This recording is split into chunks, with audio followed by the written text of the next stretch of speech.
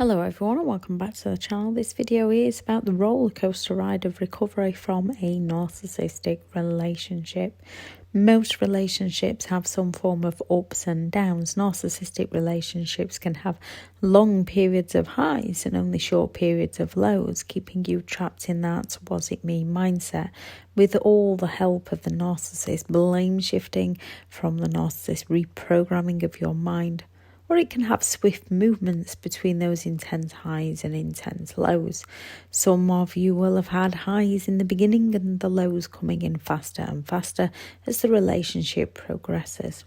You might have found yourself questioning plenty of times during the relationship if you really wanted to be in it. And that can also leave you questioning if it was you not putting your all into it because of the confusion and self-doubt that the narcissist has brainwashed you with. A couple of things that will clarify this. Ask yourself and write down all you did for them. And ask yourself and write down all they did for you and why they did it for you. Once you've managed to break free, you might begin to question yourself again. Did I make the right choice? What could I have done differently? In those moments, write down all the negative sides of the relationships, the times they hurt you so badly and just disappeared on you, those times they sat and watched you cry, all those promises they made but failed to deliver, to give you clarity on the events that truly unfolded. With all the negative effects of the narcissist gaslighting, and gaslighting is an insidious form of psychological abuse, leaving you doubting your reality, situations, history, and your own sanity, as well as doubting your own instincts and emotions. It's confusing being in a relationship and confusing getting out and staying out at the start, as you are often left with memories of the good times and blame yourself for the bad. You were never to blame. Narcissistic abuse can and will cause brain damage as it shrinks your hippocampus, so you can have a hard time remembering the actual events that unfolded, and it grows your amygdala, which houses your emotions such as fear, meaning your emotional state of mind is heightened and continuously running through your headspace. It can cause cognitive dissonance, a state of mind where you have inconsistent thoughts, beliefs or attitudes as you're living different contradictory realities within your own life and within your own mind. Once you are out, you might think after a few days of grief you'll be able to pick yourself back up with knowledge, power, understanding. For some, you can. For others, it takes longer. Unfortunately, others it's taken a few years. It's not a race or a competition. If someone recovered within days or weeks, learn from them. Doesn't mean they suffered any less. They just had the ability within themselves to focus and go. If you take months, you still have the ability to focus and go. It is not a race. It is not a competition. It is your life for you to process how you wish.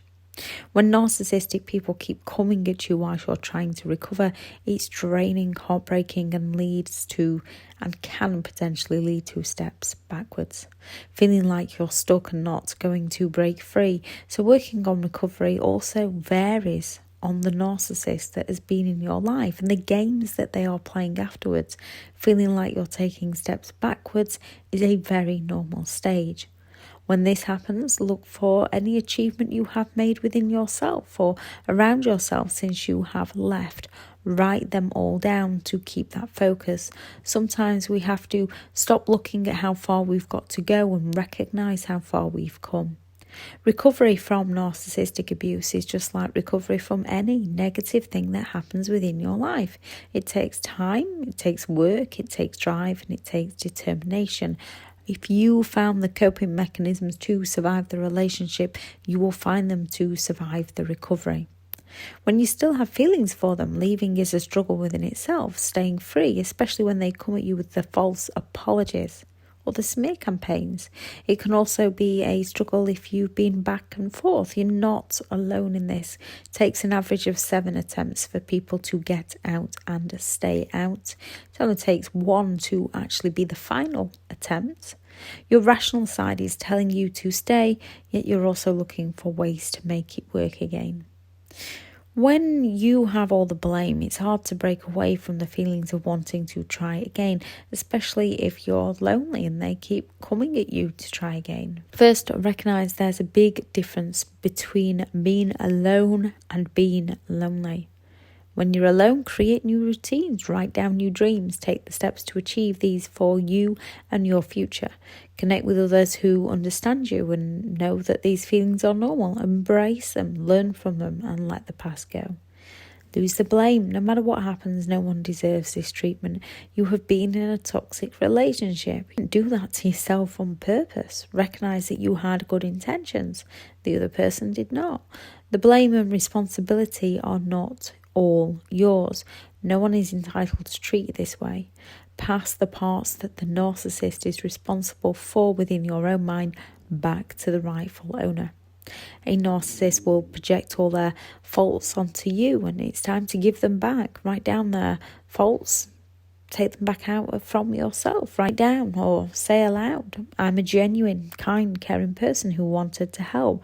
I cannot help those unwilling to recognise their own behaviour, unwilling to help themselves. I can help me.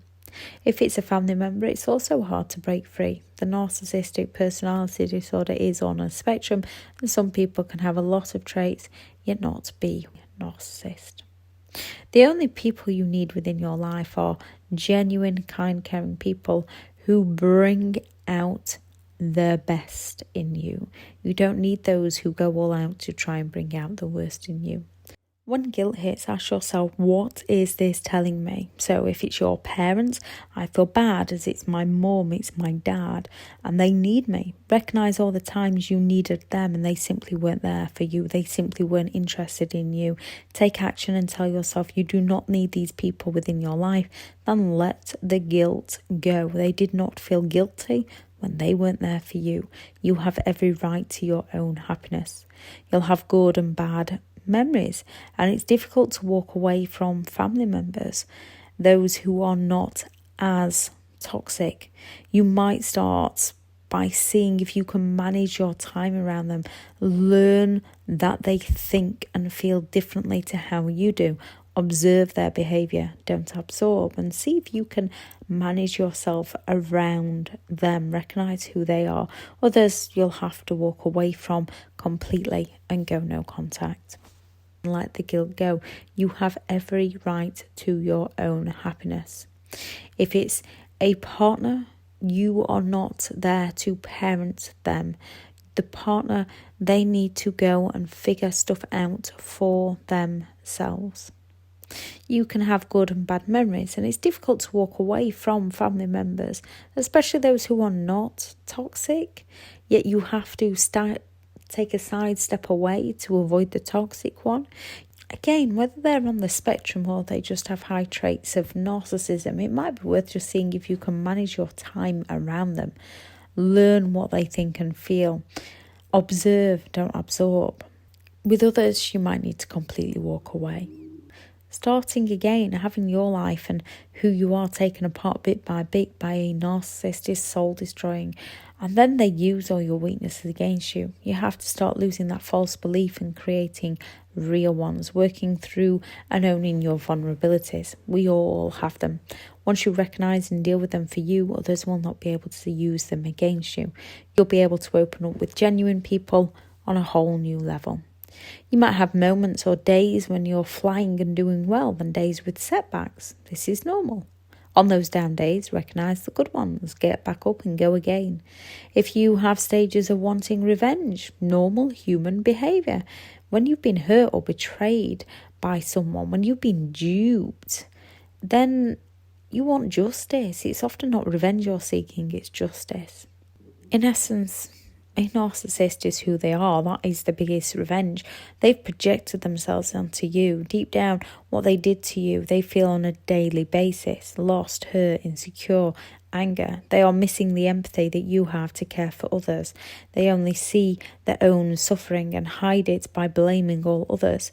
They cannot dig deep and look into themselves to heal. When you have good intentions, and they had bad intentions, trying to live your best life for you is the best karma, the best revenge. You're entitled to be happy without purposefully hurting another. I'm not sure a narcissist is capable of healing, as they'd have to recognise their own faults, their own mistakes, their own vulnerabilities, take responsibility for their own actions, become accountable, something they don't want to do. This is an extremely unpleasant way to live. Being themselves is punishment enough without any wrongdoing from you. It's hard enough for those with good intentions to relive it all and work it all out. Going to live your best life for you is the best karma. You're entitled to be happy without purposefully hurting them. This does hurt them. Do not seek revenge. It'll only hurt you. Sometimes it's not revenge we're even after, it's justice. When you've been duped and conned by someone, it's just justice that people seek. That's not saying if they have some form of outside karma hit, you're supposed to rise above after all that they did to you. It's human nature and we're allowed to feel pleased. If you're one that would want to reach out and help them, which most of us have done, don't. They will only hurt you again. They will pull you back in to all their unpleasantries. Leave them to it and focus on you. You can end up questioning why you didn't get out sooner, all those red flags in the beginning, all those moments you thought something was not right yet you stayed. You're not alone. Plenty see red flags, but without the knowledge, without the understanding of what these are, we don't know what they are. We make excuses within our own minds.